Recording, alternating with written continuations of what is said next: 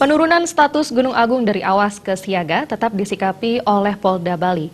Meski terjadi penurunan status, jajaran Polda Bali tetap memberikan perhatian berupa pengamanan terutama bagi pengungsi yang mulai kembali ke rumah masing-masing. Setelah sekian lama berada di pengungsian, sejumlah warga Karangasem mulai kembali pulang ke desa asal mereka. Kepulangan mereka setelah status Gunung Api Agung diturunkan dari awas ke siaga.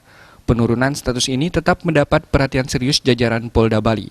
Wakapolda Bali, Brigjen Polisi Igede Widano mengatakan pengamanan tetap dilakukan pihaknya meski status Gunung Api Agung sudah diturunkan.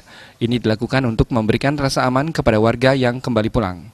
Pengungsi Gunung Agung menjadi atensi kami, tetap menjadi atensi kami, walaupun menurut informasi akan ada penurunan dari level 4 ke level 3 dan kami sangat bersyukur sudah turun, artinya kan bahaya sudah semakin rendah terhadap letusan erupsi kan begitu.